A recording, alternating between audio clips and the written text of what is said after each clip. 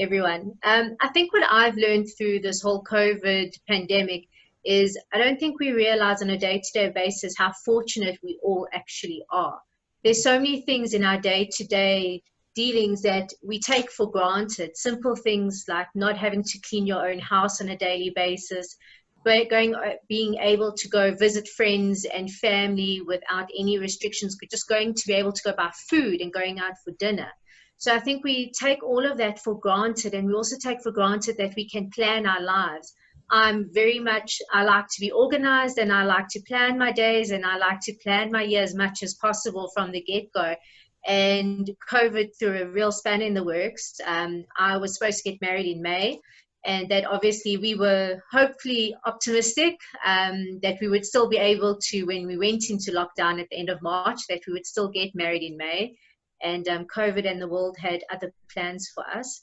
We then postponed our wedding to July, again, blindly optimistic that we would be able to have the wedding in July, which we were not able to do. So we went ahead and we had to adapt, like I think a lot of people have had to do during this time. We adapted. We still had a COVID wedding, and we're planning our wedding reception still for February. Well, again, hopefully it will be going through, and hopefully we will be able to celebrate our wedding with all our friends and family. But with all the uncertainty that's going on, we're not sure if that will happen. And again, we've just had to learn to adapt and take things as it comes. And what I have learned is that we can't plan every minute of our lives, and we have to sometimes just deal with things as they come. And I'm not going to be planning every minute of every day next year. That's also not to mean that I'm going to put my head in the sand and just ostrich along. What I think my focus for 2021 is more worried about my inner well-being. So another thing I realized is that we have so much stuff in our lives, and we measure our success by what we have, the car we drive, the house we live in, the clothes we wear. And I've come to the realization that not all of that is what defines us. And I've got so much stuff in the house, and I don't know about everyone else, but when you're cleaning your own house and you realize you have 20 ornaments that have no sentimental being, they serve no purpose, they're just there for the sake of being there, you realize how much stuff you have in your lives. And one of the things I want to focus on going into 2021 is to declutter my life. So to do a proper spring clean of things that don't serve a purpose, that don't bring me any joy, that are just there for sake of being there, give it to someone else who will hopefully make them happy, serve a purpose for them, and to really live a more minimalistic lifestyle. I'm currently reading a book, I'm about halfway through, and I'm really enjoying it. It's called Think Like a Monk. And the focus is on yourself. So when you want a fancy car, why do you want it? Is it there to please other people or to impress other people? And at the end of the day, does that make you happy? You're focusing on making yourself happy and your inner well-being more than just making other people happy, or not making other people happy, but impressing other people and letting other people think how successful you are. So I think going into 2021, that is going to be my focus, more inner well-being, focusing on what really makes me happy and bringing joy to people in their lives by being in their lives and not giving them stuff. Yeah, 100%. I think that it's quite a lot of time for self-reflection. And the one thing that I can say is that I think this busy story, everybody being so busy, even at work with managing agents, if you're an owner or a trustee, here in our law firm, busyness has almost become this sort of status symbol. You know, they say, I stayed in the office till 10 o'clock at night, and I'm really anti that. I don't agree with that. I mean, I think you need to be able to have a balance and to make sure that you give your home life and your work life a sort of equal priority. I just think a lot of times people are so slow that they actually don't do their work in the day, and they've got to catch up at night. But that's just my personal view, which we can have another webinar on together. Barbara Shingler, I see that you've joined us today. Just unmute yourself quickly because I'd like to say hello. Hi, Marina. Yes, I have almost missed it. I was only 4 minutes late. Well, I'm so pleased to see you. You're like a legend in the sectional title industry, so we're very happy to have you here. And I need to tell you that we need to do an interview. This is an advocate as well, Barbara Shingler. Maybe I can do a Zoom interview with you, just talking about how we can, tips and things for all the ladies in the group, because I think experience and our experience, certainly yours and mine, will be valuable. Certainly, no problem, Marina. Thanks. Yeah, Marina, I've been listening to everybody. I'm finding that, and I hoped it would change during COVID. It hasn't. People appear to have become so confrontational, so aggressive in their approach to everything. And as I say, I'd hope that COVID would make people realize the benefit of life and living and count their blessings. But if anything, it's turned them even more aggressive. I don't know whether other people have found that. And I seem to question all the time, come on, guys, we're supposed to be working as a team. Why are you always fighting? The fighting amongst trustees. It's crazy. You just want people just to calm down, take a deep breath, count your blessings, and work for the benefit of the body corporate. That's what I've been finding. Yeah, very much so. I absolutely agree. Thank you. Thanks, Barbara. And also welcome to Camilla. I see you there. Thank you very much for joining us. I'm glad you came on. There's just lots of people. I'd like to go through all of you and say hello. Karine as well, I see as well. Anyway, lovely to see you. Okay, we're going to go on to Annette. Annette Laing, also a managing agent from Cape Town.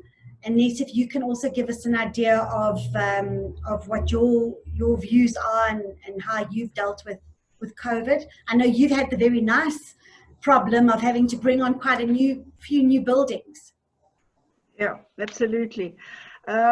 Yes, being of the wrong age, I've had to isolate myself much longer than I wished, because I actually miss my family and friends and going to the office. So whilst we were in COVID, I had my son-in-law bringing us our food, dropping it at the gate and meeting him at the gate, collecting parcels, etc. And this went on for quite a while. I had my daughter go into office, and when we were allowed to go back, and a skeleton staff, she was running the office. But also due to us, we worked from home, but not all the staff were able to work from home. So there was a lot of pressure, not being able to access various documents, etc. I also appointed somebody in our sectional title to manage it whilst I was away, and somebody who knew the computers quite well and the programming and sectional title. Happens to be a male, David Scannell. Anyway, he's running our sectional title division while Susan runs the whole office. We are planning to go back in the new year. I'm looking forward to it, but what I have found while we're away, people, as Barbara mentioned, have become more aggressive, more demanding. They've had more time on their hands to go through things and find things to complain about. They became more edgy, more bitchy, more demanding. I found that with a lot of the owners and trustees. We used to get bombarded with emails, sometimes late in the night, because they wanted answers, and you can't always answer it because so-and-so's got a noisy child or whatever. But it just became very, very frustrating that we couldn't get it hand immediately, but we did find people more demanding and aggressive. Next year, when we plan to go back, hopefully, we'll be doing things slowly, but obviously, because as I mentioned to Marina, we have taken on a number of new buildings. A lot of training is required, both with managing agents and with both the managing agents and for trustees. I think that and portfolio managers, we're finding them either ignorant or not aware and planning to do things the way they want to do it. So quite honestly, I'm looking forward to going back to office and being able to be more hands-on with my stuff and everything and the work. Absolutely. And in our discussion we had yesterday as well, you were just talking to me about how taking on or taking over a lot of these new buildings, you've realized that many sort of portfolio managers require more training, and it's just been difficult without, I mean, we don't want to be bad-mouthing anybody, but just give us your view as the position reflects now, just give us your view about, you know, portfolio managers, the education across the board. Okay. As I said, the managing agents, they need training. A lot of them, and portfolio managers, they don't follow protocols. They don't follow or understand the sectional title rules. The reluctance to forward the documents that you need, bank statements, etc. There are no financial records in some of them, even though they are with some of the bigger companies. There are no financial records. There's no minute book. They have not had AGM for years. And to find and work on having no information is very difficult. Mike, who's working with me, has been taking on the opening balances, and very often we've got to get the last financials and redo the books again because they're in such a mess, or there's stuff missing, and people are arguing that they don't owe what is said on the actual figures that are brought forward. So yes, we've been having a very trying time with new ones that we are taking on, be they managing self-managed or being that they are with another company. I don't know if these companies are registered or not. I haven't gone to that extent to find out, but I do feel that there's a lot of training required out there. Not that I know everything, and that's why I keep on going to the training and refer to my books. I've got Shirley's book here and your book, etc. But I firmly believe that people need more training. And yes, hopefully, depending on COVID, we'll be holding a couple more seminars in the new year.